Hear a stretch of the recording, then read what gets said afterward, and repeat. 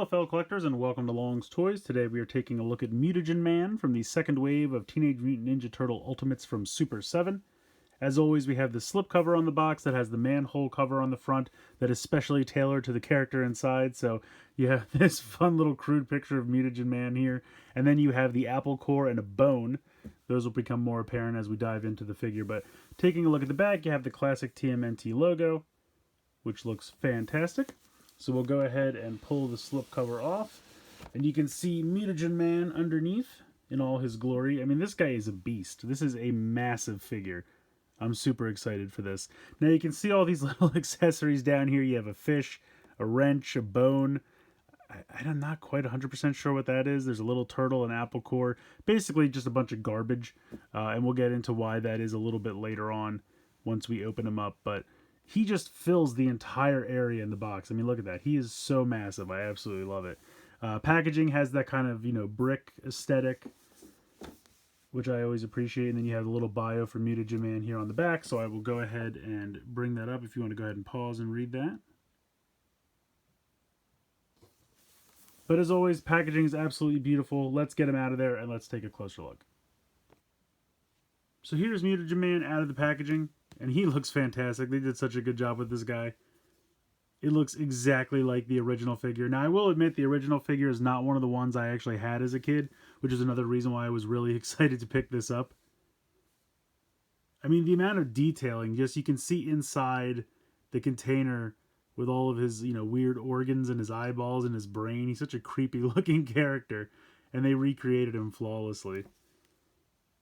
So much detail in the paint applications, all on the arms and the legs, and then this tank he has here on the back. Really well done.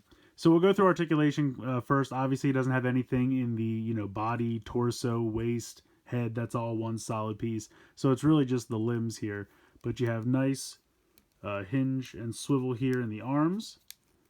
You have a hinge and swivel in the elbow, and then a hinge and swivel in the wrist. And then same here in the hips. And then same in the knees. Now with the feet, he does have rockers are very nice. No problem with the rockers there. He does have a hinge in the ankle, so he can kind of, move the ankle a little bit forward and back. But it's really kind of hindered by, like this can go about that far back. It can go about this far forward. And it's because of these like foot braces that he has.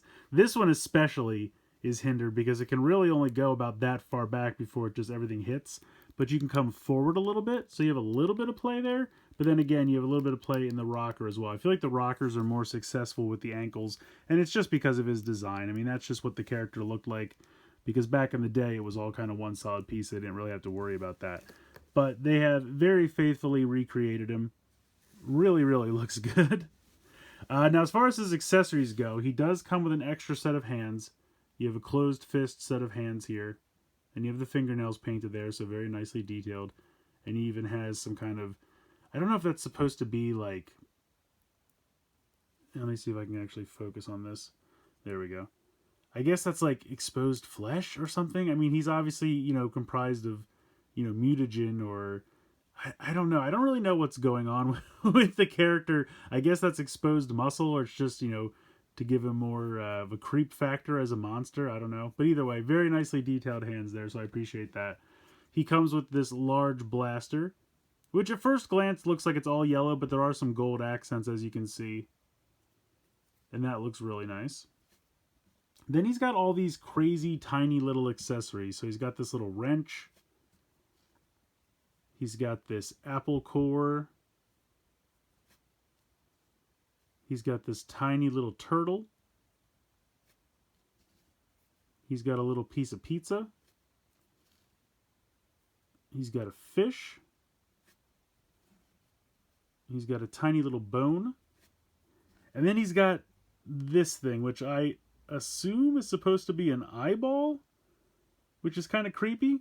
And also, why is it neon yellow? I don't know. I don't know what's going on there. So, I don't know. But anyway, he's got all these tiny accessories, and what's supposed to happen here is the top opens up, so you can actually pop this off.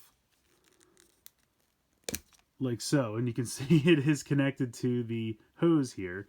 And then you're just supposed to drop all those little pieces inside. So you can kind of take the fish and drop it inside. I'm kind of worried though, because I really don't want them in there. And I feel like if they get down in there, it's going to be really a pain to get them out. But it's supposed to, I guess the original toy, and like I said, I never had them as a kid, but from what I understand, you were supposed to fill them with mutagen.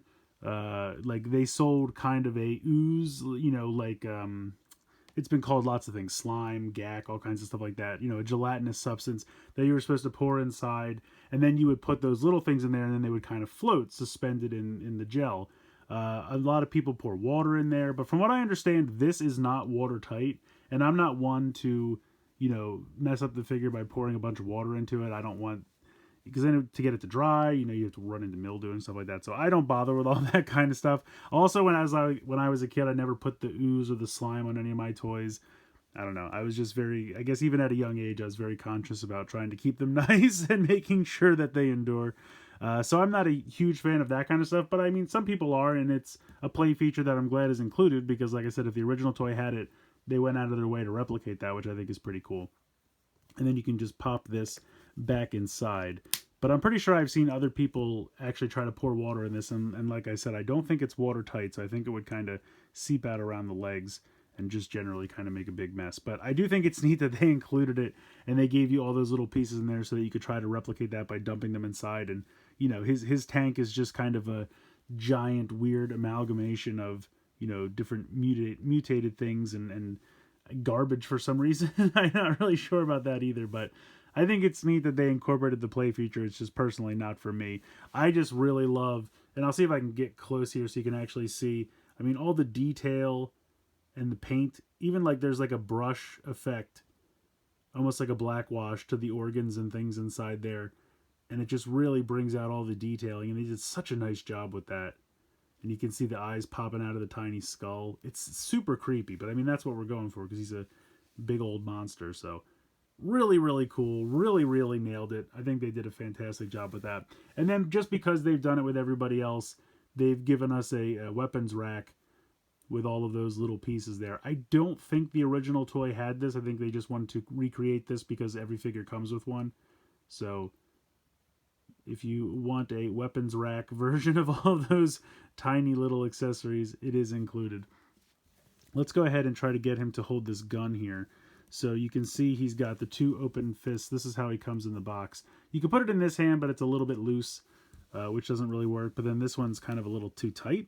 So, we've got kind of a Goldilocks situation going on here. But this should work. There we go. And he holds on to that pretty well. And that looks really cool.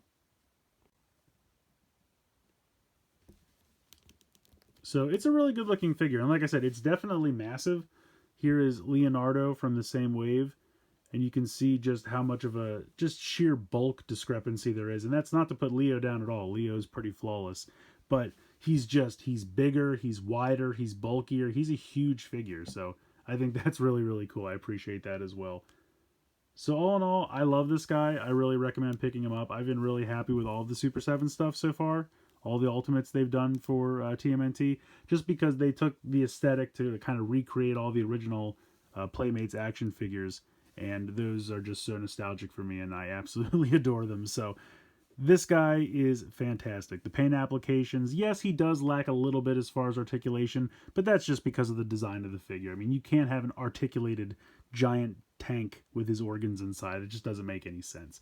So while it does, kind of limit any kind of articulation possibilities in his torso area, they more than make up for it in the shoulders, elbows, wrists, hips, knees, and ankles. So yes, there is also a little bit of articulation limitation down here, but again, it's the design of the figure, and at the end of the day, I would rather they be faithful to the original figure and put those leg braces on him than, remove them just so he can have a little bit more articulation there. I mean, he's in this pose, he looks good, he stands well, and just all in all, he's a ton of fun. So I definitely recommend him, and if you're braver than me and you want to try to put ooze or water or whatever in the tank, that possibility does exist for you. I just kind of don't want to, get all kinds of gunk or whatever on my figure. I like to try to keep them as pristine as possible. Now, I know you might say, then why don't you keep them in the box? But toys are meant to be played with. You still got to have a little bit of fun with them. So I definitely recommend picking this guy up, but let me know what you guys think in the comments below. Please like, share, and subscribe. Hope you guys enjoyed the video, and as always, thanks so much for watching.